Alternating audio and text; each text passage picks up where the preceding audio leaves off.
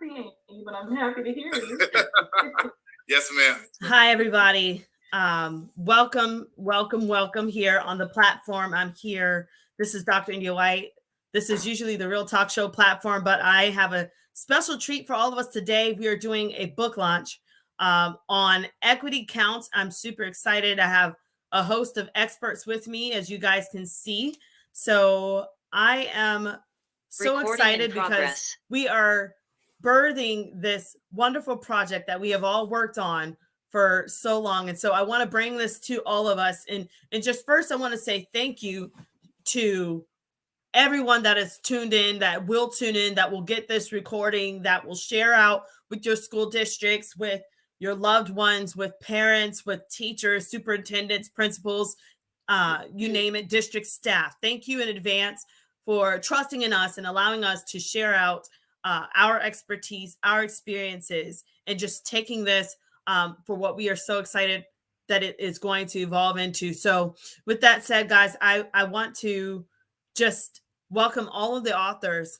And I want to first say congratulations to the authorship team, because this was a big task for all of you to take. And congratulations.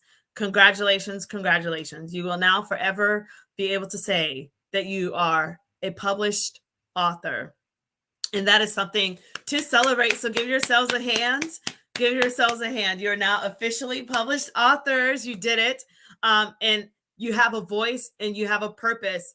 Everything happens for a reason. That was burning inside of you. And it is going to help thousands, hundreds of thousands, millions of people, whoever gets access to this in the future. And so with that said, I now want to also thank Dr. Ayal and her publishing team. If we could thank her, because if they didn't work with us, we would not have been able to get this project done. So I do want to thank Dr. Ayal and the Rising to Higher Heights publishing staff for all that they did and the contributions. And so with that said, we're going to go around and it'll be Dr. Ayal and I will be going back and forth, sharing great things and highlighting each of these special authors. And so I want to go around. First, I'll introduce myself, and then I'll have us all go around, and then we'll start with the next phase. So, of course, if you don't know me, my name is Dr. India White. You can call me India or Indy. I was a math teacher in the education space for about 15 years. I've taught math. I was administration in Hillsborough County.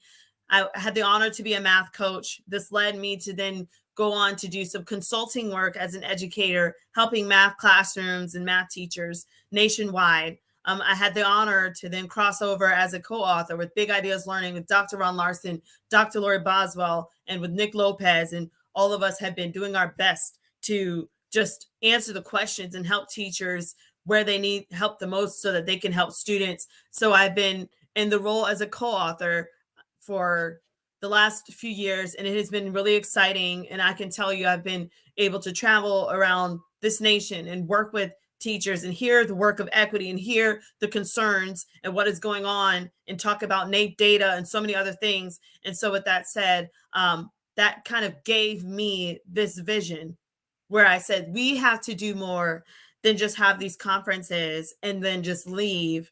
And then we're going back to the same mundane situation.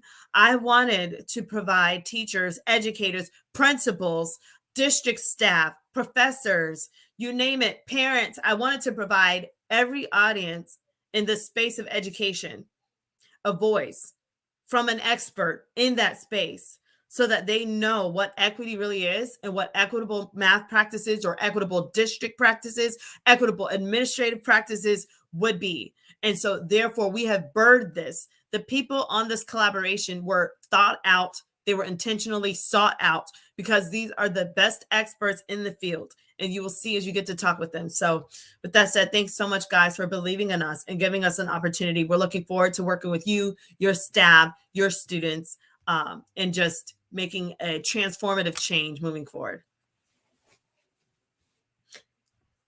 And Dr. Ayal, I'm going to turn it over to you since you are our moderator. I'm so excited, Dr. India. Thank you so much for this opportunity. Thank you so much for the vision that today you are talking about a book. It started with your vision. So Congratulations to you. Thank you. Hello, everyone. I always say hello, producer Ngonani. My name is Dr. Riel Ngonene. I am a human rights analyst who consults on policies and procedures related to human rights compliance. Yes, equity is part of human rights. So when I got this invitation, I was like, you know what? I'm jumping in because people have to hear our voices as human rights analysts, as advocates.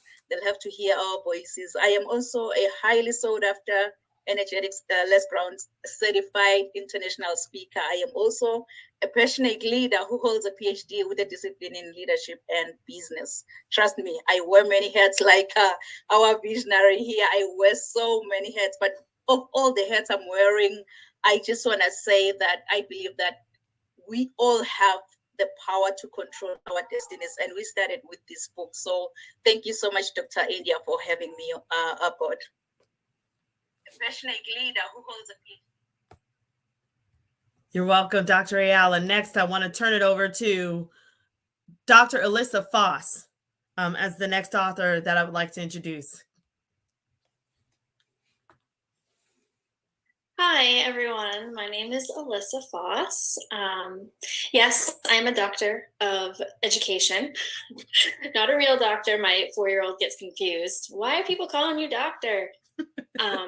So I am currently working in math education, specifically in early learning. And I am making this my life's work because I do believe that mathematics education is one of the biggest barriers in terms of equity in this country specifically. So I know it was a barrier for me, with all the privileges I come with, it was still a barrier for me. And so I have witnessed through my teaching and being an educator around the country that we need to come together on this topic and really face some truths that maybe aren't pretty and won't be easy to solve, but we need to look in the face and make some real changes. So that's why I'm here. Well, I'm very happy to have you on board, Dr. Alyssa. And now I'm going to turn it over to Dr. Kushanda. If you could please introduce yourself. Hello. So, like Alyssa, my daughter says the same thing, but yes, I am a doctor, not a medical doctor. And I am also in math education. I was a math teacher at the middle and high school level. I was an instructional math coach. I too did some consulting work. And then now my role is a mathematics education professor at the University of North Texas, where I support elementary teachers in learning to teach mathematics. I have also done work with community STEM. And so outside of the classroom, I have led and directed STEM experiences for minoritized students. And so I believe, in math education in the classroom, outside the classroom. And I also realize the impact that it can have in one's life. And so I didn't necessarily struggle in math, but access to high quality math allowed me to be where I am today. And so I want to make sure that learners have that same access in terms of equity, right? So teachers providing equitable outcomes for students is important because, it affects the career trajectory. It affects so many things. And so I'm excited to be a part of this project. My work with this project is specifically about coaching. And so, like I said, I served as a mathematics coach. And so I want to be able to empower teachers to provide equitable learning experiences in the mathematics classroom. And so that's why I'm here. Thank you so much, Dr. Kushanda. I'm now going to turn it over to Dr. Dre Graham. It's for him to introduce himself as an author to this space. Welcome, Dr. Graham. Good morning, all, and thank you, Dr. White, for that introduction. The reason she says doctor, I actually just recently graduated with my second doctorate. Will be graduating in December with my second doctorate. It is a doctorate in education and learning design and performance technology from Florida State University. I do also hold my PhD in music education from the University of South Florida.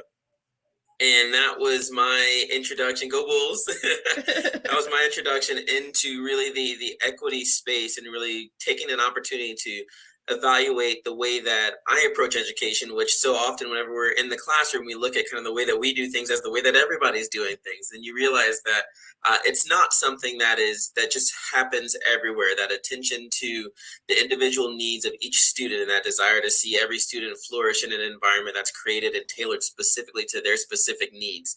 And I had an incredible opportunity to serve as the band and orchestra director at my alma mater back in Tampa, King High School, for 11 years, took over for my high school band director. Then was blessed to serve as the Krista McAuliffe Ambassador for Education, the 2020 Florida Teacher of the Year, in which I was on sabbatical and got a chance to travel throughout the state. My claim to fame is that I was the first Teacher of the Year to make it to every district, so all 67 districts, all 74, and the additional 7 at-large districts as well. So whenever we talk about getting a statewide glimpse, I have literally seen it all from Key West all the way up to Nassau County and as far west as Pensacola, back out in Escambia County. And I got the opportunity then to serve as the executive director for our school choice office at the state level.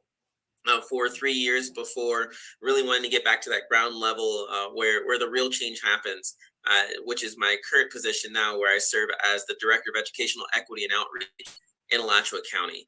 And my chapter and really my emphasis whenever we start talking about equity is really getting that frame of what equity really is. And so we hear all the discussion about equity versus equality and especially within our current climate, and just that ability to define it however you want. But I think it's really important that we start from that base level of really, how do we define equity? What really is it? And understanding that equity is not just something that is solely for students, but it is something that is necessary at all tiers, not only within the educational frame, but really in all aspects of life. Are we really providing opportunities and experiences for individuals to have supports to pursue the best version of themselves with those scaffoldings and those supports tailored to their specific, unique, and individual needs? And so that was where the lens in which I'm framing from and which I'm coming from. And so when I got the opportunity to connect with Dr. White, and she's like, hey, we're doing this collaboration. We really want to get your frame, your vision, your definition of equity. It's just that opportunity to really connect what I've been talking about and really looking at throughout the state with this other group of accomplished authors to be able to provide this message of something that is so important to add some clarity and clarification to, but also understanding that if we really want true change, we have to provide that equitable educational experience that's tailored to the individual unique needs for all of our students so that they can pursue that best version of themselves. And so we also have to understand that the term success is also defined individually. It's not something specific to where we say everybody's going to college and then that makes them successful. Well, college isn't for everyone. And so my chapter immediately starts off with that. We have to understand that level of success is defined by the individual and by their experiences. And so it's our responsibility to make sure that we do what's necessary in order to provide them that opportunity to pursue that best version of themselves. But so excited to be here, so excited to partner with these amazing individuals and just looking forward to what still lies ahead. Thank you so much, Dr. Joy Graham, for that insight. I'm so honored to have all of you guys on this book study and this book collaboration, and that makes me want to go into the next prestigious, accomplished educational leader, and that is Dr. Anthony. So I want Dr. Adrian Anthony to have a couple of words and tell what he does in this educational space. Welcome, Dr. Anthony. Thank you, Dr. White. And I am having some technical difficulties. So if it glitches, just keep on going and fill in the space. So I do apologize in advance. I'm Dr. Adrian Anthony. I have also opportunity to work with Dr. India White, and I am a principal, I am a scholar, I am a consultant, and also I have an opportunity to be an author as well. Dr. White has had the privilege of coming to see my school and speak life into the youth at my school. And I think my whole take on equity should be in all areas of the system, right? And so we're looking at equity for children, equity for your staff, equity for assistant principals, equity for principals and superintendents. It should permeate the entire organization. So equity is not something we do for just students of color, just students with disabilities. We do it for every person, every living human being that's in that organization. So I take more of an organizational restructuring standpoint where I'm looking at equity systematically. So my business is systematic leadership. How do you make systems to support equity that is sustainable? And so we have great ideas. As education leaders, we have passion, but do we make real systems that are coupled with action items that we can progress monitor to change the lives of every person in the system? And so that is a new way of looking at our processes. And so I love that part. So we're talking about principal prep, teacher preparation, preparation for students with disabilities or minority students. How are we making sure that we are systematic about sustaining these concepts of equity? And so I combine my doctorate degree in educational leadership with my specialist degree out of National Louis, out of Chicago, also with my MBA, my business background, and using those structures from the Florida A&M University, because we also advocate for equity in historically Black colleges and universities. And so you couple that with the wonderful experience from University of South Florida to really bring concepts that will change organizations for generations to come. Thank you, Dr. White. Thank you again, Dr. Anthony. It has been an honor. I am so thankful that we have the right people on board with this book launch. And I want to also take time and ask Dr. Real, you already introduced yourself, correct? Yes, I did. Okay. But I just want to remind you about Dr. Claiborne. Do you want to say something about Yes. it? So Okay. yes, thank you so much, Dr. Real. So I did want to mention two authors that aren't with us. One, of course, Dr. or Mrs. Honorable Susan Valdez is in the House of Representatives. She's being sworn in today. So she will not be able to make us because she is doing the work of equity, representing seat 62 in the House of Representatives. And so my heart goes out to her. I'm so proud of her. She sends her excitement and her love to everyone, but we will follow up with Honorable House of Representatives Susan Valdez, who has been a phenomenal leader in Hillsborough County as a school board member over 25 years and has really just shown equity in action. She has been a mentor. She has been a friend. She has known every part of education, and she has saved many children with the work that she has done. So shout out to Susan, and congratulations, Susan. When you see this, congratulations on being sworn in today. And then I want to lead in with the final author, Dr. Thomas Clyburn. I know you guys might not have known him, but he was renowned in the work that he did as a civil rights advocate and activist back in the day. Dr. Clyburn was the first African-American student to attend Sarasota High School back in the 60s. Dr. Clyburn was there witnessing integration even in the college levels. He tried to get into universities like the University of Florida, but was denied. He took so many classes as an undergraduate that when he went to get his doctorate, he only had 2 credits left because he had mastered all of the knowledge. So he took his expertise and then went on to become a dean at the universities and help other students get their doctorate. That is when I had the opportunity to meet Dr. Clyburn, and I was introduced to him by my mentor, Vicki Oldham, who we all were in Sarasota at Vicki's event because she does things with African-American history and museums and things like that. So we were at her event. Dr. Clyburn was a speaker. I went out of support to her. I met Dr. Clyburn, and then our relationship evolved into father-daughter, mentor-teacher, to where this man's impact in the work he knew on equity and intersectionality. And he just was a wealth of knowledge. And he knew that he was at the end of his life. and said, India, I want to be a part of this. Okay, I'm going to give this to you as a gift because he wants to see the world a better place. Dr. Clyburn had a very mixed family, a beautiful family. He had a beautiful heart. And so I want to honor him with this book collaboration because he was the one that really fueled that fire in me to get the work of equity going. And I owe it to him. And his passion, if he could say anything, he would say, continue to push for diversity and inclusion and to remember your teenage youth that are being incarcerated and find ways to change the system and dismantle it so that our young Black and brown males aren't being targeted and unfortunately going from school to prison pipeline. So with that said, that's what I want to say about Dr. Clyburn, who is with us in spirit today. And so we're going to get started. This is super exciting. Dr. Ayal, I'll turn it over to you. Yes. We'll get started and we'll start asking questions to the authors and then we'll go from there. Let's do it. All right. Do we start with questions or we start with making a toast before the questions? Sure. Hey, you guys want to make a toast? We could do that.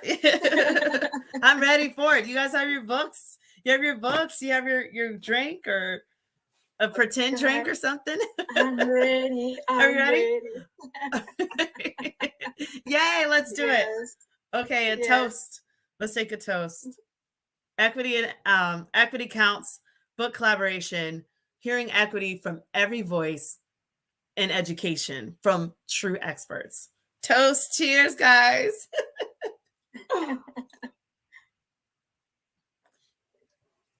This is really, really amazing. Honestly, I just want to applaud each and every one of you here. You've been an amazing team, a real motivation into bringing all of your stories into life. And that's the reason why today we have this Equity Counts book. I can't just thank Dr. India enough for this book. Really, it's life-changing. All the stories that are in here, they're just life-changing. So thank you so much, Dr. India, for trusting Rise to Greater Heights Network with your masterpiece. And I am really, really thankful to the Lord to place you in my life. I just want to say thank you. Thank you, Dr. Thank you. India. And so, yeah, we're going to get started. Cheers to all of you amazing, amazing co-authors. I honestly, like, I'm just running out of words, like working tirelessly putting all your chapters together. I'm like going over each and every chapter. I'm like, it's so transforming. So thanks to you. So we're going to get started like Dr. India mentioned. So how we're going to do it, we're going to start with our visionary. She's going to tell us what was the motivation behind all this. I know she has already shared before what the vision, the mission, and yes, she's going to just pour us with more inspiration from her chapter. For those who don't know Dr. India White, yes, she wears many hats. She's a motivational speaker, life coach, author, national educational consultant, entrepreneur, mentor, you name it. And audiences have learned from her hardships as well as her triumphs. And that's the reason why she's here today. So kings and queens, please join me and welcome Dr. India White. Well, thank you guys. Listen, I'm just thankful. In the space of education, we hear education is a business, right? We hear education is wild. It's falling apart. No one trusts the education system. What do we do to help our kids? We see the numbers on homelessness. We see the numbers on graduation rates declining. We see the numbers on students committing suicide. We see all of these different things. And we see that students, unfortunately, aren't always getting their needs met.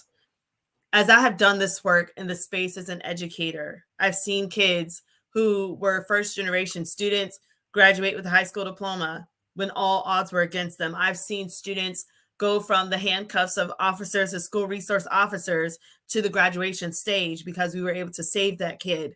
I've seen teachers having mental nervous breakdowns in the classroom, wondering if they were in the right field, to being able to muster up enough hope and go again. I've had teachers text me saying, this kid just committed suicide. Now what? Now what? I've seen leaders, superintendents overwhelmed with the data, overwhelmed with the budget crunches and not knowing what the answers were. And I've seen people at the forefront constantly petitioning and advocating for the work of equity, because around all of these issues, the heart of these issues are equitable practices. Equity counts. So many times, equity has been choked out of education. It's been said, put it over there. It doesn't belong. But we are here to say, not only does it belong, equity is the fuel. It's the catalyst that you need to keep us together. Equity is what you need for us to move forward. Because with equity, you're able to put differences aside and celebrate people, and to celebrate their strengths, and to celebrate what they bring to the table. You're able to look at them and go beyond any faults, any weaknesses that they have, and you're able to bring everyone together so that we stick together, because we're stronger together than we are divided. And so, as I went around consulting with leaders, teachers, superintendents, coaches, and I still do, and as I write curriculum, I lead from the heart, and I lead with wisdom, and I think and I say, okay, what is the research saying? Research is saying the NAEP data just came out, guys. It's going to take over 200 years to close the achievement gap between students of color and their peers. That's data. You can't run from that, which means that what we've been doing so far hasn't necessarily worked. How can we help? It's through equity. It's been an elephant in the room, but it is an essential part of education. It's not going anywhere, and neither should we. We shouldn't feel like we have to be afraid of equity, or we shouldn't feel like, we have to avoid uncomfortable situations. And when you read my chapter in equity, you're going to find, not only will I tell you about equity, but I'm going to give you some raw truth about my personal experience as a student, as that at-risk student, and what life treated me like, but how equitable forces were able to come through.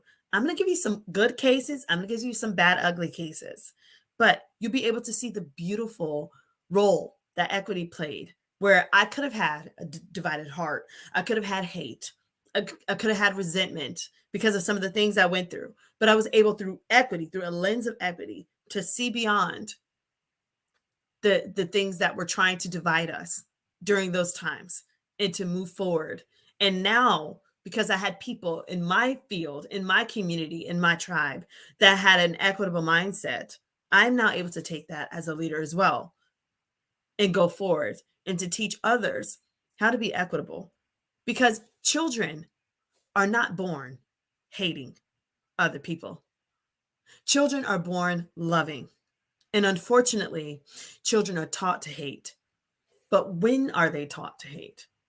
And how can we dismantle a system that would teach students, if this person doesn't look like you, or if this situation is different from what you're used to, then divide yourself? How can we disrupt a message that would not bring us together so that we can remain inclusive?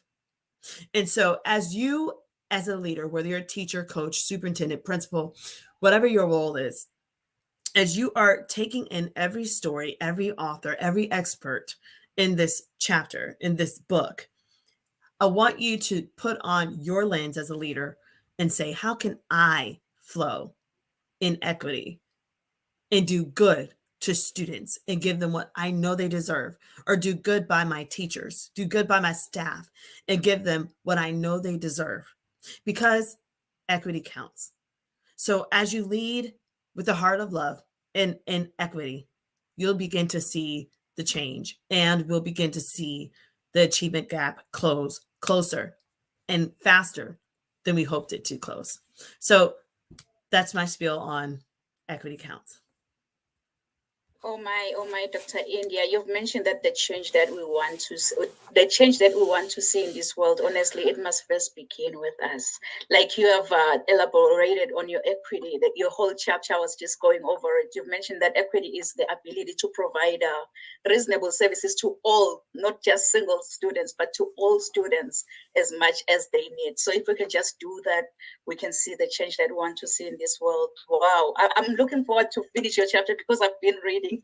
So thank you so much, Dr. You're India, for sharing Thank you. your story. And you can go ahead and introduce Dr. Trey. Dr. Trey. So now I have the distinct honor of introducing someone that this is not just a man that I just knew a couple of months ago. This is someone that when I first met him, I didn't quite understand his vibe because his saxophone was way cooler than mine in the marching band. And he just always had this intelligence about him. And he always was on top of it. He always knew how to execute, and he did it with excellence. We have known each other since we were students, undergraduate students at the University of Florida. I have seen him evolve as two-time Teacher of the Year. I've seen him be celebrated, and rightly so, with great work that he's done. I've seen his research. I've been able to do presentations with this phenomenal man, and I have seen him become a transformational leader, one that is leaving behind a phenomenal legacy while raising a beautiful mixed family. So with that said, I had the distinct honor of introducing Florida's 2020 Teacher of the Year, former executive director of Florida Department of Education Office of Parental Choice, and now he is killing the game as a director of equity in Alachua County, Dr. Dre Graham. Welcome, Dr. Dre Graham. I just need to bring you with me and just have you just anytime I'm going anywhere. Just hold on one moment. We need this introduction to happen. Such incredibly high praise, and I'm humbled not only to be your friend and your colleague, but just to be included in this project. And I feel like I kind of went on my soapbox a little bit whenever I did my introduction, which it's difficult to not really dig in whenever you have the opportunity to speak on equity. And just as you've heard from all of the authors here, just our passion for making sure that every student has the opportunity for success. But I'll talk just very briefly on some additional key points just from my chapter.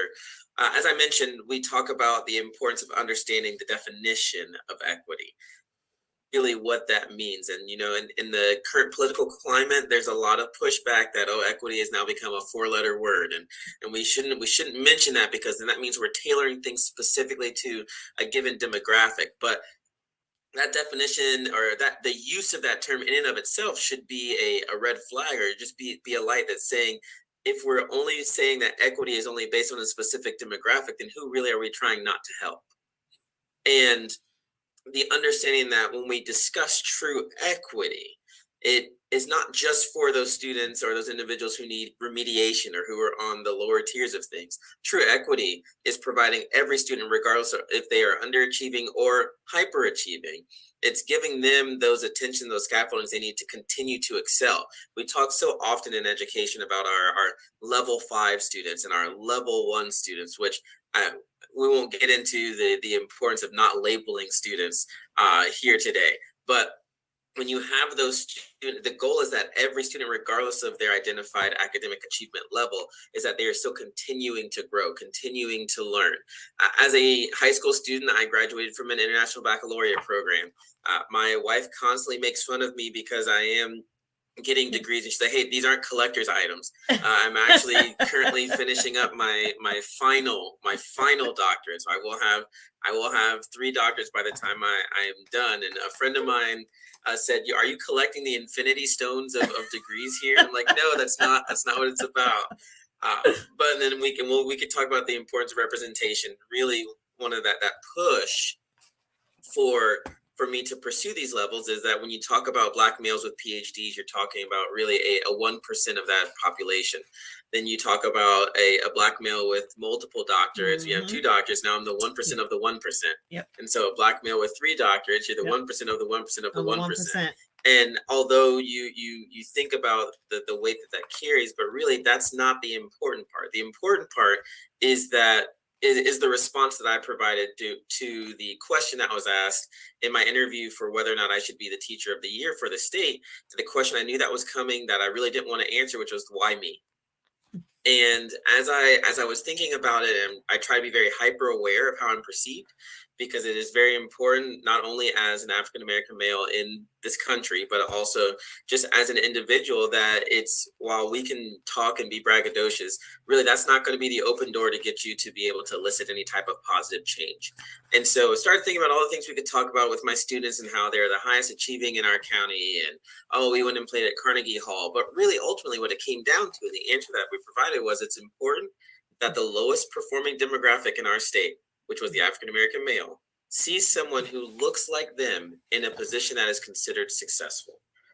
Because while we know equity counts, we also understand that representation matters.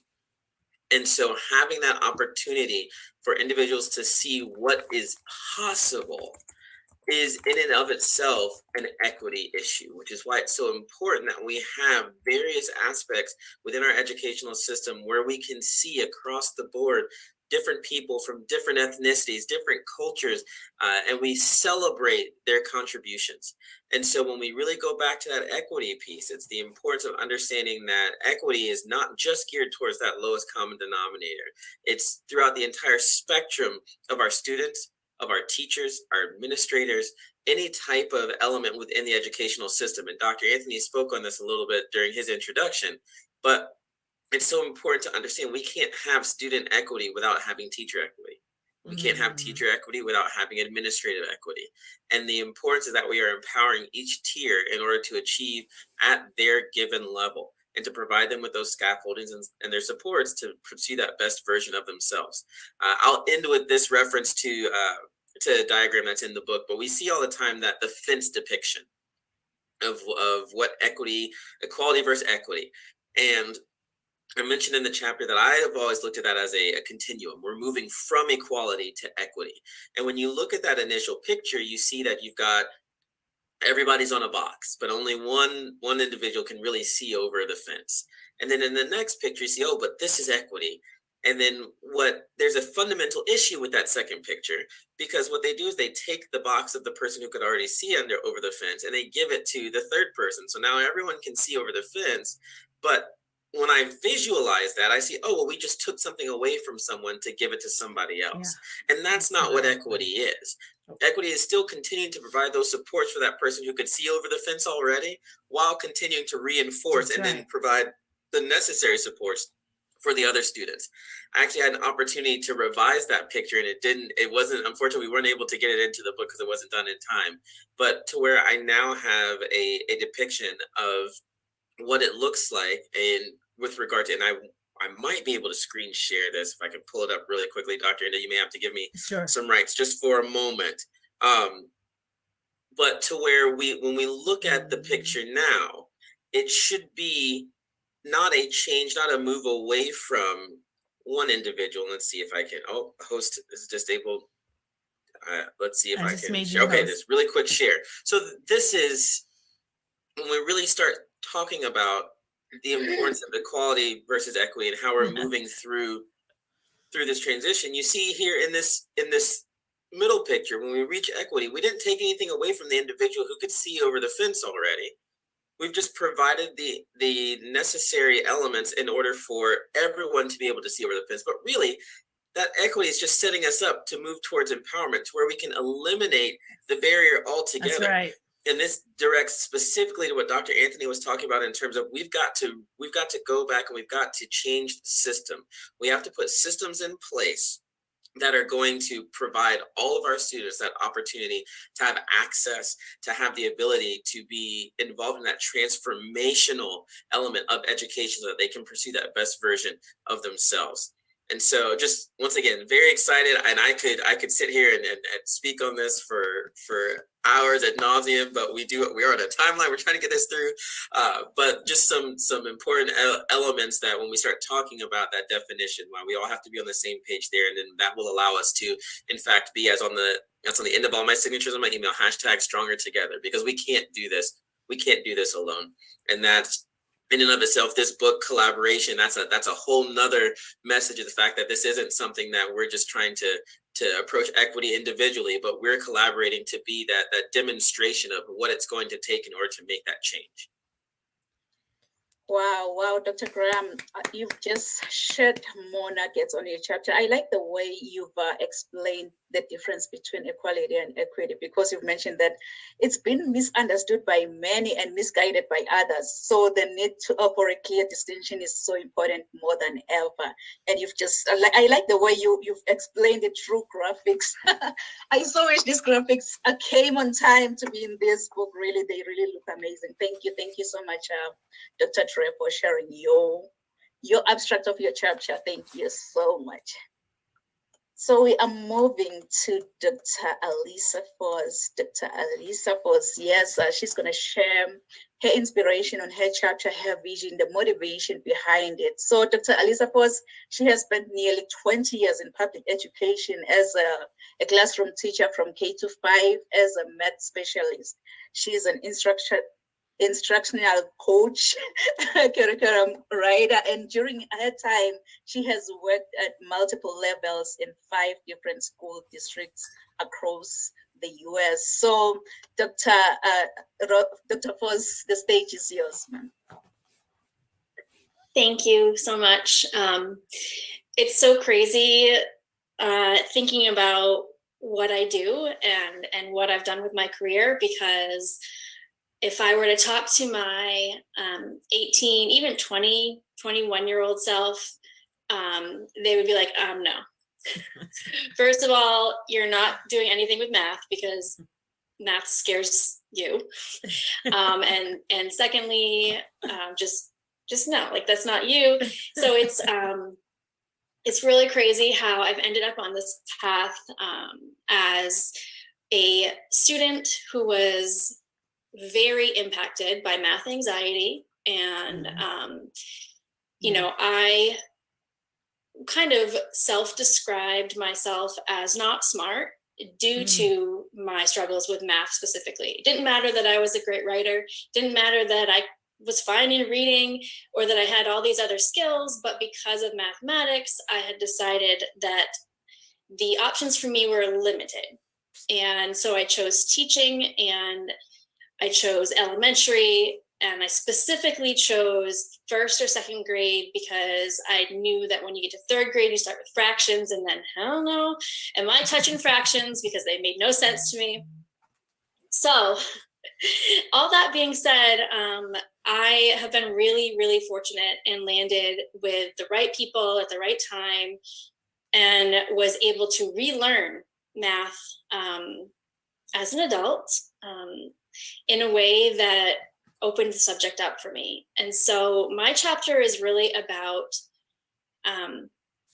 doing better once you know better, because this is my 20th year as an educator, and I'm a little embarrassed to say it took me till year 15 to really start the real work on equity, and to really start coming to terms with a lot of the things that I thought were equitable practice.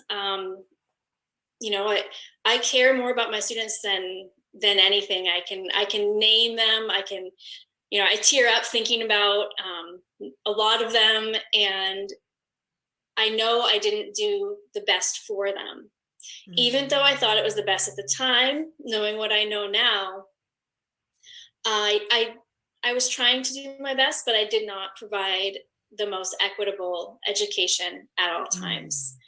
And I don't think I'm alone in that. No, and not. So Right. My reason for writing my chapter is to help open other teachers' eyes the way that mine have been opened. You know, I'm still learning. I'm going to continue to learn for the rest of my life, and I know that. But especially with elementary teachers, there is a huge gap in teachers' ability and confidence in mathematics. So, you know, our students start learning the very basics at a very young age, but unfortunately they have teachers that may not have the best experiences learning math. And I did my dissertation research on how teachers, elementary specifically, how their experiences learning math impact their instruction. And it's really hard to provide an equitable education to all of the students in your classroom when you yourself have a fear or an embedded anxiety about the topic. Because to provide an equitable education for 20 second graders, then that means you have to really know and own the math. So I just wanted to, in my chapter, share some experiences, open up, be vulnerable, share some of my failures, some of the reflections that I've been making over the past few years about my own instruction, and to just get people thinking, right? It's a journey, right? It's a journey figuring out what equity really means and how to make it happen in a classroom. And I couldn't agree more when, Dr. Graham said about labeling students and not, the damage that we do when we label students as low, high, red, yellow, green, all of the labels. Yet any elementary teacher will tell you, any teacher, I'm sure, but especially in elementary, that is one thing they are required to do.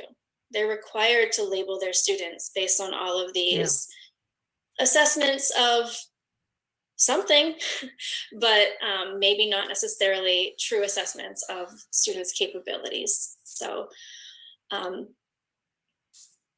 think I'm excited to continue learning, and I hope that maybe me sharing some of my experiences and some of my success and failures along the way can encourage a few more teachers to join us in this fight.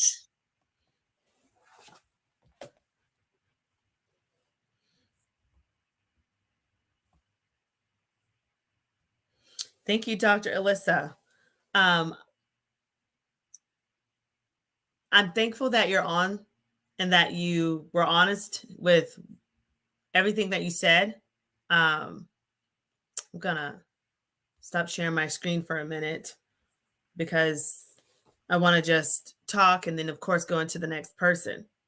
But I do want to say thank you for pouring your heart out and for being a part of this collaboration. The thing I love about your place is that you're not claiming that you have it all together. You're claiming that you're just honest. And I think that through honesty, we'll be able to really impact lives greater than ever. And so I'm thankful for what you do in the district, at the district level. And I know that you'll be able to help so many different district staff as they are disaggregating data and they're trying to figure out what to say to coaches, what to say to principals, what to say to teachers, how to direct, information to the superintendent when you're dealing with updates. So I want to thank you from the bottom of my heart for that. That now leads me to the next person to introduce, which I have the honor to introduce this phenomenal person who, when I first met this person, all I could say was, wow, they're doing the most and they are darn good at what they do. They were on top of their game. They knew the data. They had a way with other teachers that other people believed in them and wanted to work alongside them, including me. I wanted to be like her when I grew up. And so I saw her lead in the state of Florida. I saw her do phenomenal things as a math instructional coach. I saw her lead the state of Florida in equity and access as the Florida Council of Teachers in Mathematics Equity and Access Chair. And she did it smoothly. And I emulate her. I just want to be like her. And so when I was putting this book together, I knew she had an expertise that I just needed all of us to hear. So, and not only is she doing that, this phenomenal woman was able to cross over with her doctorate right after giving at the same time of being a new mom and going through COVID. Her story went viral because she's a rock star. And so with that said, now she's a professor in Texas. I've got to give a shout out and a high honor to Dr. Koshanda Kudesi, who is the next featured author on our book collaboration. Welcome, Dr. Koshanda. Thank you so much, Dr. White. Dr. White just does an awesome job of hyping people up. Too much. You know. But I appreciate you, Dr. White. I appreciate your leadership. I thank you for inviting me to be a part of this and even pushing me when I felt like I was slacking a little bit for, a host of reasons. So I appreciate you, Dr. White. Thank you. Thank you. So for me, just to start, I believe that equities for teachers starts so much with belief, right? Like, what do you believe about your students? What do you believe they can do? And I am a product of teachers who believed in me. And so that's really where this equity work starts with me. Education, starting at high school, really became the center of my life. From elementary and middle school, I struggled. Like, education wasn't important to me. Like, other things were important. And it wasn't really until I got to the 9th grade and my math teacher said that to me, you can be more than what you're displaying, right? And that wasn't just her way with me, that was her way with her students in general. And then all throughout high school, I had math teachers that were like that. And so when I got into the field as a teacher, I began to see the opposite. My first 2 years I spent in a private Christian school, which I thoroughly enjoyed, but I felt like I wasn't really making an impact the way that my teachers had made for me. And so I decided purposely, intentionally to go into Title I schools and be the teacher that my teachers were to me. And it was a challenge, right? Because the reality is that students do struggle. And how do we support them? What is our commitment to them in math education? And so I had to learn really quickly, especially not getting my bachelor's degree in education. My bachelor's degree was actually in practical theology. But at one point I was studying math. And so I had math credits to teach math, but I hadn't really did my bachelor's degree in education. And so all of these things were working. But I knew, even though my background wasn't in education, I knew that students needed something different than what they were getting, right? And so I tried to be that. I went on to get my master's and eventually my PhD to try to make that difference. But what I noticed was that teachers struggled to believe in students, and especially Black and Brown students, and not just Black and Brown students, but students that came from low socioeconomic backgrounds, right? And so it was this sort of constant negative talk about students. And I have to say, right, like teachers also with the realities and the struggles of their own job, right, dealing with administrators, having to administer tests, et cetera, right, all of the challenges that come with that. And so when one of you said something about like teachers also have to experience equity, right? From administrators, from coaches, et cetera, to be able to then provide equitable learning experiences for coaches. And so I felt very much that disconnect, even with teachers. Like how is teachers being empowered? Because if you're not being empowered, it's going to be hard for you to pass that along to your students. And then when we think about administrators, right? Like how are administrators being empowered, right? I taught in Title I schools, and just right down to access to technology, right? Students didn't have it to the extent that other schools in the district have it. And so then we compare students, but really, how are we comparing students when they don't have access to the same thing?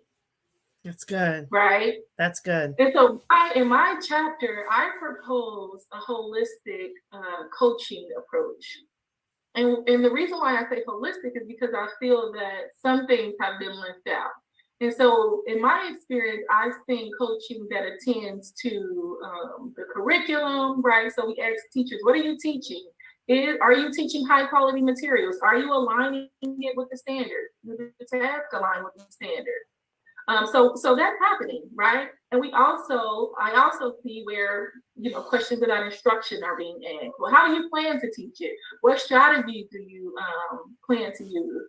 But what I feel is missing is, how do you plan to attend to equity, right? Like, how are you going to support your lowest learners? And then how are you going to support your highest learner, right? Because like Dr. Dre said, it's not just about supporting low learners, but also maintaining, those that are not struggling as much, right? And so I really have to think about that in my own teaching. I'm kind of jumping back and forth between like the coaching role and the teaching role. But like, I had to think about my own teaching because I excelled in mathematics, right? And so when I first became a teacher, I'm like, well, you should just get it, right? Like, I got it, but I had to learn quickly that, everybody is not necessarily as strong in math. And so I really then started targeting my lower learners, but then I feel like I was leaving out my higher learners. And so as coaches, we really have to make a plan so that all of our learners are supported. Excellent. Right. And so I kind of talk about that in my chapter. I also talk about the importance of advocacy, right? And I feel like this is a missing component in coaching. And so when I talk about advocacy, yes, I'm talking about beyond the curriculum, beyond the instruction, beyond access to technology, and into how are you advocating for your students? How are you advocating with the guidance counselor? How are you advocating with the principal? Right? Yes. Because you were sort of like, I don't want to say the parent, but like, you're the person, teachers, right, are the people that students spend the most time with. And sometimes parents don't know about what's going on in the schools. And so you're kind of like that next person that can actually advocate and make a difference for your students. Now, I know there's a lot of research out there about tracking and how we need to get rid of it. But currently it exists, right? Yeah. So you have honors classes, you have classes that are not honors classes. And my teachers advocated for me to be in honors class, which I feel like, helped me to some extent. And so in the same way, within this system that currently exists, how are you advocating for students where you may see a Black or a brown student and they shouldn't be in a certain class? Right? How are you advocating for them to be in higher level courses? I want to give an example of in my role as a coach. My advice was solicited by a guidance counselor, and the guidance counselor asked me what I thought about one of our Hispanic students if they should be in a higher level course, even though they had got a lower grade coming from Mexico. And I said yes. Like, American students have D's in algebra, and we don't put them back for that. Right. So why then would we put a student back just because they're coming from Mexico? Right? We have accrediting agencies that let us know what should happen. And so it's not up to us to take that power to say we're gonna push them back. And so that's just one instance. There's many other instances of Black and brown students not receiving the access that they're supposed to have, right? But if we as teachers don't even know about that part of the system, then how can we advocate for our students? So I, in this chapter, encourage teachers to be advocates for their students, to understand the socio-political context of education, and then not only to advocate for their students, but also to advocate for themselves, right?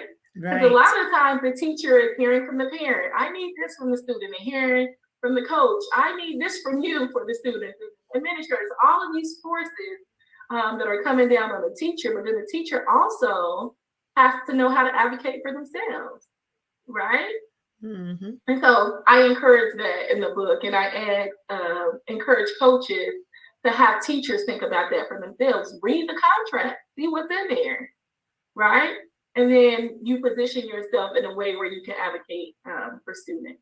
And then finally, I encourage teachers, or I encourage coaches to encourage teachers to consider how they are integrating equity into their classroom. And so when I say equity, I draw on Dr. Rochelle Gutierrez's work, who talks about equity in terms of dimension, right? So you have the access dimension, the identity dimension, the power, and then the achievement dimension. And one of the things that I then zoom in on is the identity and power piece. So the identity piece is how are students seeing themselves reflected in the curriculum, right? And then finally, the power piece is how are students being allowed to use mathematics to explore issues of injustice in society, and issues of injustice in their community, right? And so zooming in at the curricular level, we want students to actually be able to use math for things that matter, right? Like we know counting apples is fine, right? And we know that, talking about random things is okay if you're gonna use it as an example. But we also have to make connections to the real world. And so my chapter push coaches to think about that and to get their teachers to consider that. So I'll stop there. I feel like I've been talking a long time. I'm really used to like discussion, but I'll stop there and encourage you to read the chapter and look out for more work. Well, you did a fantastic job, Dr. Kashanda, and I'm so proud of you. Just happy to rub shoulders alongside you. And I'm thankful for your contribution to coaches. You are definitely an expert coach. So I know they'll be getting a lot of great insight. And if you guys are needing someone to speak on these things at math conferences or, have workshops or trainings, definitely reach out to Dr. Kashanda and to others on the team here. But she is definitely a expert, sought after, well-vetted coach. So with that said, we're going to introduce our next person with Dr. Ayal. I know I'll turn it over to you. Did you want to introduce? Yes, I can go ahead and introduce our next speaker. I'm so excited to introduce our next speaker, Dr. Adrian Anthony. Dr. Adrian Anthony is a native of the Tampa Bay area, and he's the son of an Air Force veteran as well as being a University of Florida graduate. Yes. So Dr. Anthony has maintained a successful teaching career, and he was honored by Hillsborough County's Council for Exceptional Children as the new teacher of the year. So Dr. Anthony, the stage is yours, sir. Thank you for that introduction. I do appreciate it. I have opportunity to have had a myriad of experiences, and just like Dr. Kadaisi, I've had a chance to work outside of education and also within education. And so if I'm having any technical difficulty, I apologize. My background, I went to school, I wanted to be a lawyer, and I wanted to change the world with advocating for the underserved through legal action like Thurgood Marshall. That was going to be me. I was going to change the Supreme Court. And so equity has been always a part of my model, if you will. I did not go and become Thurgood Marshall, but what I did do is find ways to advocate for equities within the educational sphere.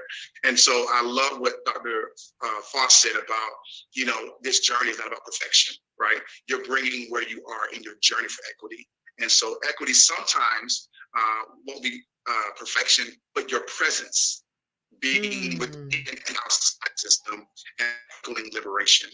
And I like what Dr. Kadaisi said about the advocacy piece. And so it doesn't mean that we are perfect, but we are in this process of advocating for every child and every stakeholder to have these courageous conversations, if you will, around what does it take to make sure everything that's in that system, organization, or school district, or that school has opportunity to make sure that everyone comes out with opportunities.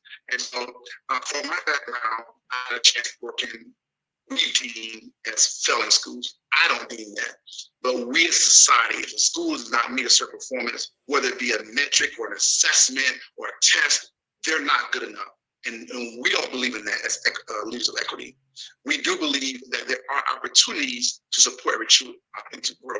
And so those schools have been called turnaround schools, failing schools, Title I schools. There's all these names for these schools, but my work within those systems and A schools, if you will, has been in really thinking about systematic organizational restructuring for equity, right? So let's just start here.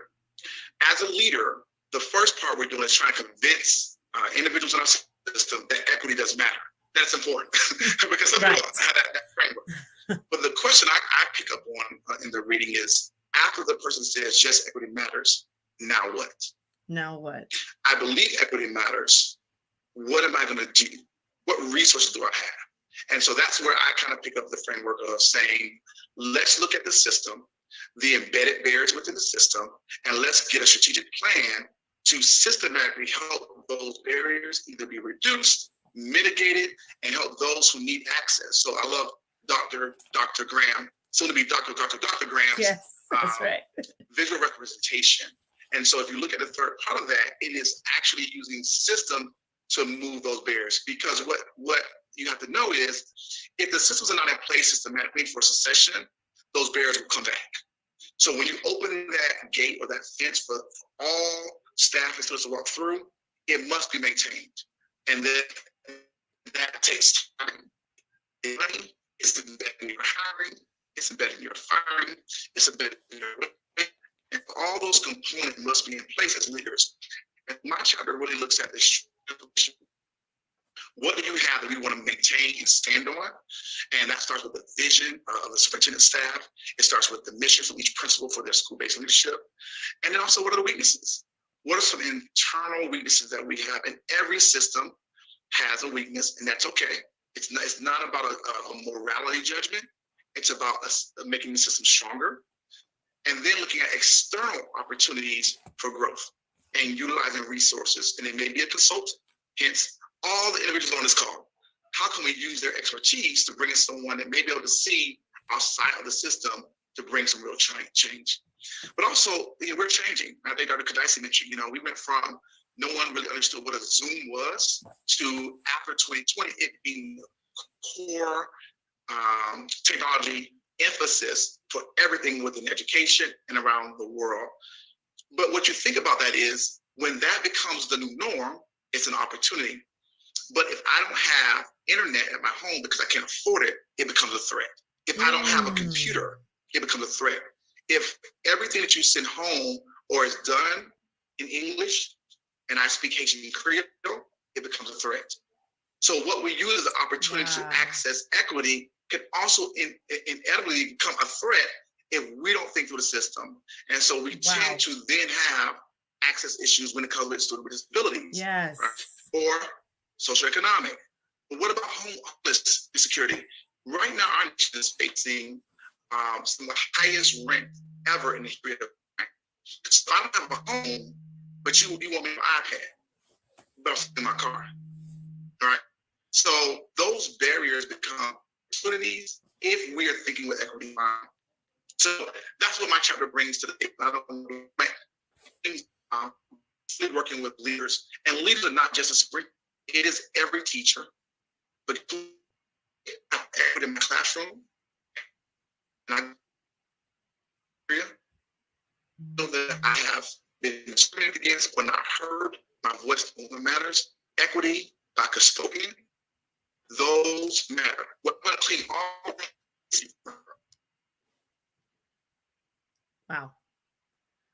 Wow. Dr. Adrian was just dropping some bombshells. I know his signal was going in and out. Dr. Adrian, we know your signal is going in and out, but he's talking about strategic organizational equity, to where you're taking those equitable practices to make sure students are really having access at a level that is fair, so that we're not throwing out all of these resources and then it becomes a threat to those that are underserved, to those that are of different languages, to those that are various socioeconomic statuses, and they're now at a disadvantage, which we unfortunately have seen, because we've seen that there has been a decrease in technology usage in rural schools, and that has contributed also to the achievement gap. That has contributed to the COVID slide and to the decline of students being able to succeed across our nation. So Dr. Adrian Anthony, thank you so much for that.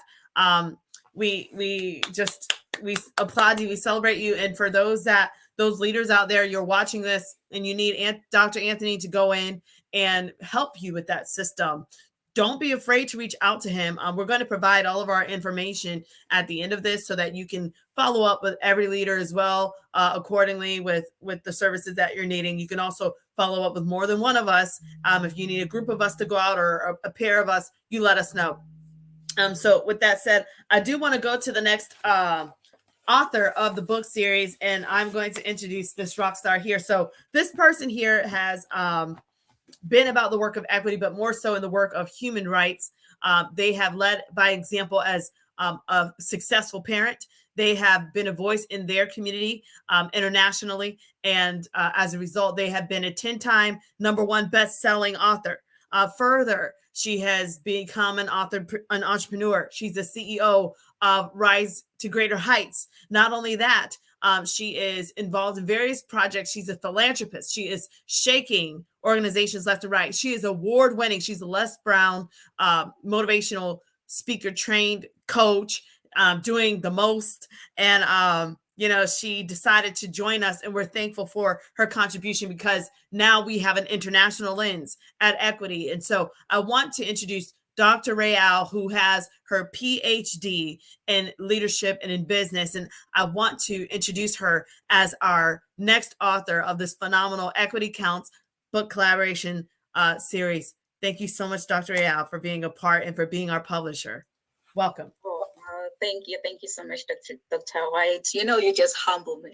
The way you just make someone glow, you've got it. It's in your veins. So thank you so much. Thank you.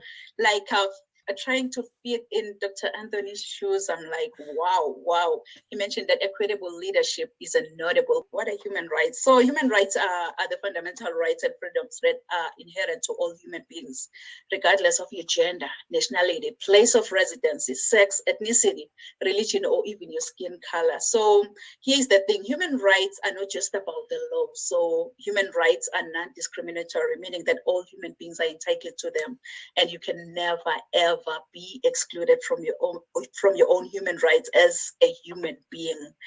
Good people, you really don't have to see the whole staircase to get to the top, but you need to take the first step to get to the top. As my mentor always say, that you don't have to be great to get started, but you have to get started to become great in life. So get started today. My everyday book, it says that learn to do good, seek justice, correct oppression, bring justice to the fatherless, and plead the widow's cause. So get started today. Learn to do good. Be a voice. Be a voice for those who look at you as an inspiration.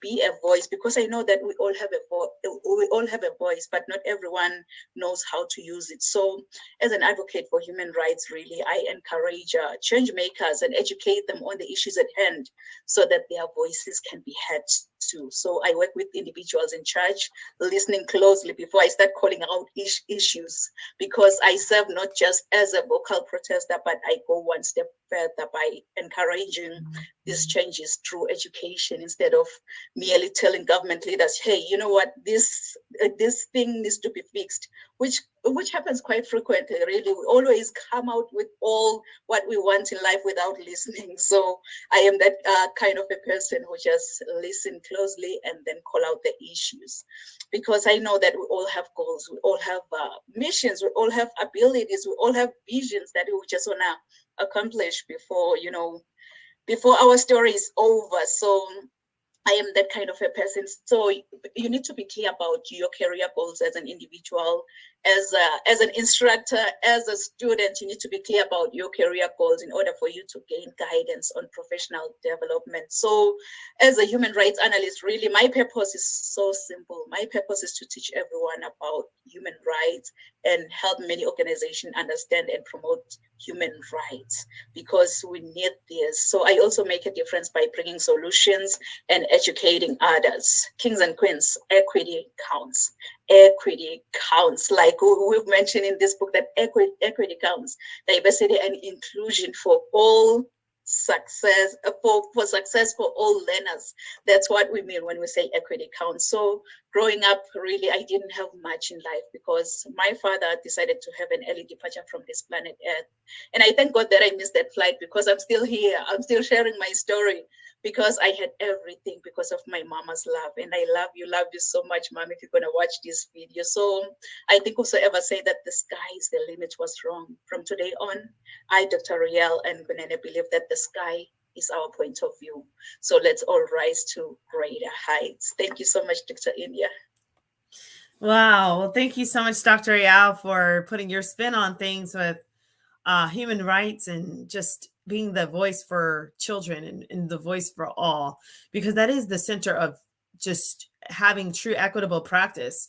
And so with that said, I know we are coming towards the end of our time eventually, but I want to just have each person speak about, how each author speak about how they plan to contribute their voice in their chapter and their expertise in the field, where you can contact them, what they want to bring to that table. And I can I'll get started, I guess. For me as a co-author with Big Ideas and, representative also of National Geographic and just being out in the space, training teachers, having these equitable talks every week, looking up, research on equity, and now being able to push this out with this phenomenal team, my tribe. I just want to make sure that everybody knows that not only am I a voice, but I am a representative of equity in action, and that I will be out here in the field, in the trenches, fighting with you for what's right, making sure that we are constantly giving you resources that you need that will help you to be successful in the classroom as a district leader, as a principal, as a superintendent, wherever you find your niche in the space of education. Because at the end of the day, it's all about the students. And so I want to just put out there, if you do need me to come in and do a workshop, with my team, or you want, you need a presentation, or if you're wanting me to come and speak. Yes, I just did a TED Talk, of course. So if you want me to come in and speak about, these issues, I would be more than honored. And yes, you can reach me at india.white.123@gmail.com. I'm going to have us put our information in the chat as well. But I'm going to have every single author also give all of their plugs and their social media. So bear with us as we do this, because there's plenty of us. So again, I just said my email is India, like the country, .white, like the color, .123@gmail.com. You can also look at my personal website for my blogs and different things. If you have a question for me, a follow up, or if you would like to purchase one of my 40 plus books, then you can go to www.india-white.com. Again, www.india-white.com. So you have my email, you have my website, now social media. So if you would like to follow me on social media, my main Facebook page is Miss India White. That's the handle, MSINDIAWHITE, Miss India White. You can follow me there. If you would like to follow me on Twitter, there's two of them. There's Indie Speak and Teach, INDISPEAK, the letter N, and the word teach. So like speak and teach. Indie Speak and Teach, INDISPEAK, the letter N, and the word teach, all together. Then there's my Big Ideas handle for the work that I do as a co-author with Big Ideas Learning. That is IWhiteBIL. Again, IWhiteBIL. I think I mentioned LinkedIn. I'm not sure, but LinkedIn is the India White, THEINDIAWHITE. Okay. I'll stop there because I can keep going. I've got Instagram, I've got YouTube, that this isn't like social media party. This is just us telling you some basic ways that you can reach us. So guys, thank you so much again. I'm now going to turn it over to the next authors so that they can tell you how you can reach them. Yes, we do have a link where you can also purchase the book. You can follow up with us if you're having questions about wanting us to come out to your school to present and to bring books with us, or if you're wanting us to come speak and talk about it, whatever, please reach out to us with my personal information or any of the other authors as well. I'm going to now turn it over to Alyssa, and then I'm just going to let us continue to go down. So Dr. Alyssa, if you can now provide us just your last nuggets of wisdom, and then how can people contact you? Sure. So I think the way that I am going to best continue in this work is to get to other teachers who are like me. So I'm trying to start this movement called Math Rehab, where teachers can heal from math trauma, can relearn the essential mathematics that is necessary for our earliest learners, because I feel like that's one of our biggest barriers. It's very often that in an elementary classroom, you'll see a teacher teach a quick math lesson and then immediately divide her kids into groups, into the kids who get it, the kids who don't get it. And thinking that she's doing the right thing, she or he is doing the right thing.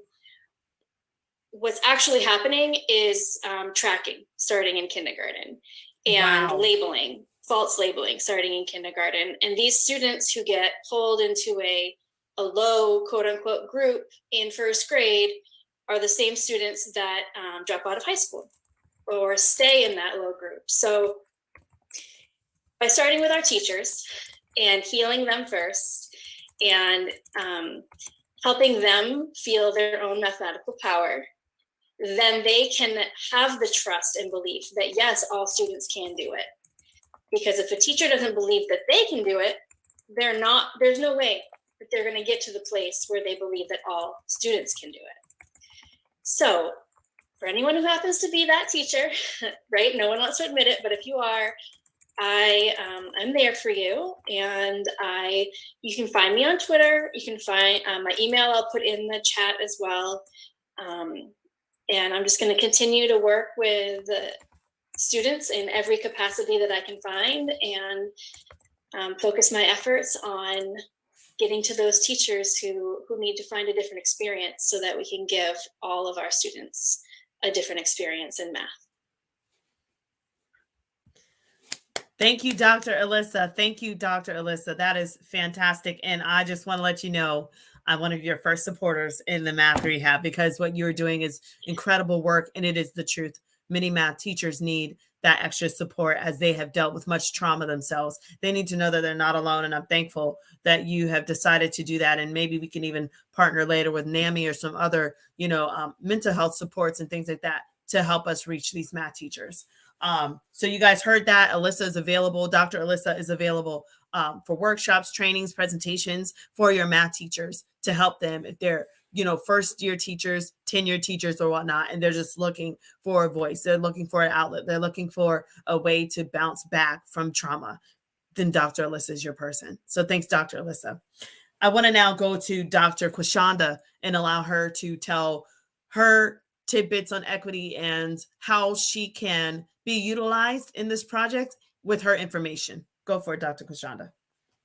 Thank you, Dr. White, and thank you, Dr. Foss. I will definitely be reaching out to you to guest speak. So just think about that. I love that idea of math rehab, because you're right. A lot of teachers, especially at the elementary level, it's like, I chose elementary because I don't like math. And so as you can imagine, I have a lot of, I've seen that as a math education professor now, preparing elementary teachers to teach math. And so I think you would be a great asset to come and kind of talk about your story and your work.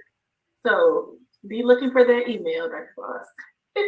For me, I can be reached at kwashonda.kudaisi@unt.edu. That's my email.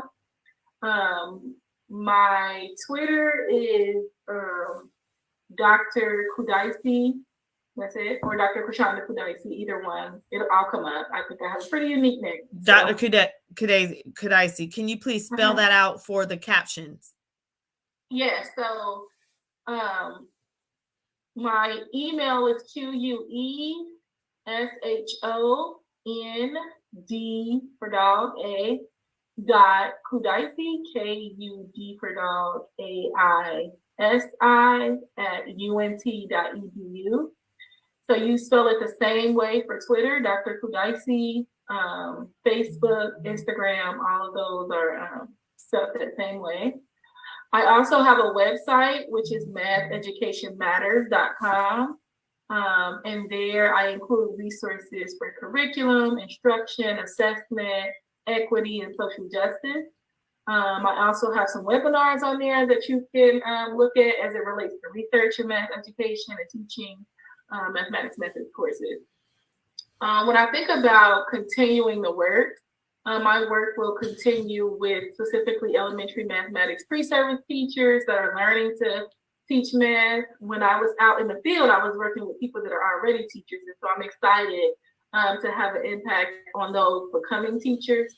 Also, in my research, I will continue to research about equity and social justice issues and present that work at conferences, workshops, etc. And I think that's it. So yeah, reach out if you want to chat, if you want me to present somewhere, if you want me to talk, and I am open to that. So thanks again, Dr. White, for inviting me to be a part of this project. My pleasure and a high honor. Thank you, Dr. Kashanda. The best is yet to come. And so now I want to go to the next author, Dr. Ayal, and please tell us, how can we move forward with you and your tidbit on equity? What can they look forward to if they're wanting to reach out to you with next steps in your information so that we can keep in touch? Oh my goodness. Oh, I can't believe we're at the end of this. It's like the beginning to me. Congratulations to all of us, really. I don't know if I showed my beautiful book here. Oh my God, congratulations. Yes, so I am a publisher. I am an award-winning author. I am a coach, mentor. So if you're looking to work with someone like me, please feel free. I believe Dr. India is going to share how you can reach out to me, but you can also, here, you see CEO at risetogreaterheights.com. Where, right? Yes, you can reach out to me at ceo@risetogreaterheights.com or visit my website, www.risetogreaterheights.com. Today is just the beginning of our equity counts. So I'm going to continue to be a true advocate for creating new policies that uphold human rights and prevent human rights violations, because yes, equity counts as part of my human rights. So I'm not going to be silent. I'm still going to continue to be the voice for the voiceless. So I am such honored to be in everyone's presence today. Let's continue to make a difference in this world. Be the voice, be the change that we want to see in this world. Again, you can reach out to me at www.risetogreaterheights.com, and my email, you can email me at admin@risetogreaterheights.com, and I will definitely be looking forward to stay connected with everyone. So thank you, Dr. India. Thank you, amazing authors of Equity Counts. Thank you again, Dr. Ayal.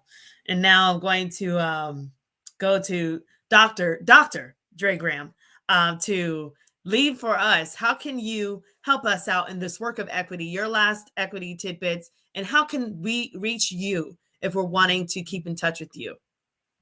I think with regard to any more tidbits, I think we've given a lot of information. So I'll just jump straight into ways to contact me. I put it into the chat, but reaching me via email is always possible at Dre Graham, just DREGRAHAM @gmail.com. You can also reach me at that same name at real.com. I do have an extension of what I do, reimagining equity and learning, real4ed.com, and check out there. We had a blog going. I recently having to restart it with COVID and everything coming, and just the focus on getting everything rehabilitated within the educational system kind of took a little bit away from it a little bit. But that is a way to reach out for consulting different things. I come in and do professional development workshops, as well as speaking engagements, anything being consultant and looking at equity in terms of equity audits. Those different elements are also different avenues.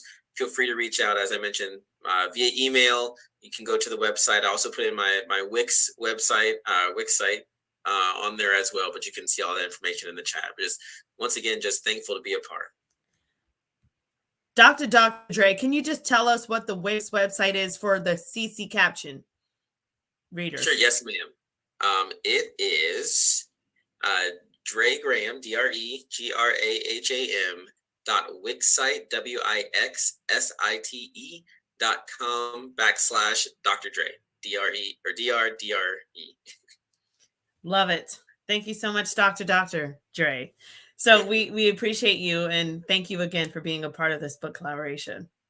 And so the final, not last but not least, I'm sure Susan Valdez, if you're wanting to get in touch with the House of Representatives, Susan Valdez, yes, you can Facebook her. Her name is Susan Valdez, SUSANVELDES.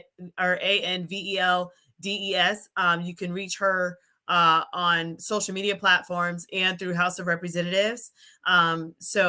And she does have a personal email. I don't know if she wants me to give it out on this yet or not. So I'll wait for her to follow up with you guys. And of course, once you get this recording, we can always have Honorable House of Representatives Susan Valdez to contact you. She will be more than willing to help you guys out with legislation, policy, anything with school board situations, with superintendents.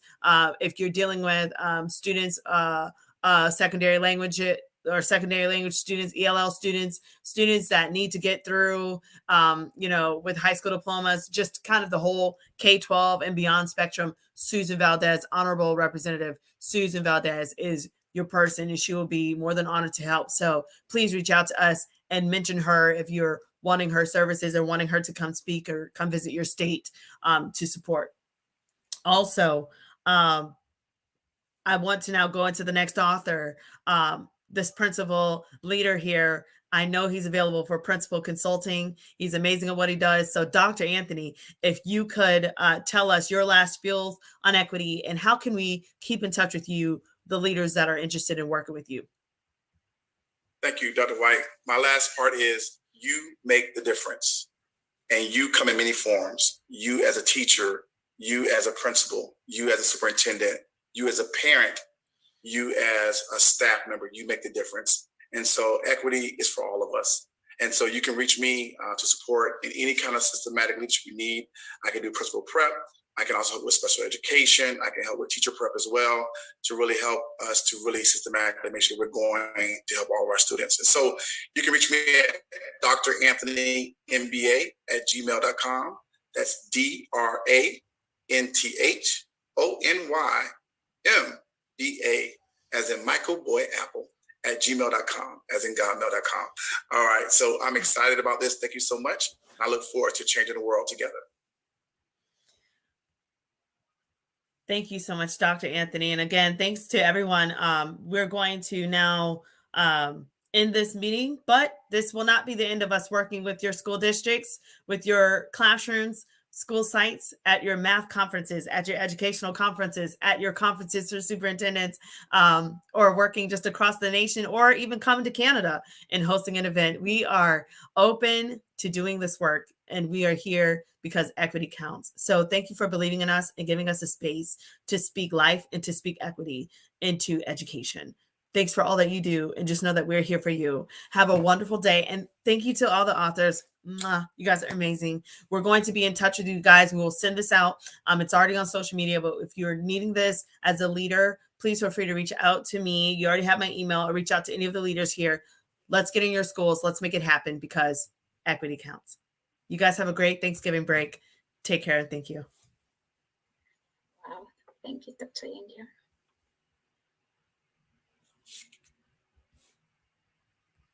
Recording stopped. Perfect. Dr. India, can we chat? Give me 1 second. One is gone. No, okay, perfect. Bye, Dr. White. Thank you so much. You're welcome. Thank you.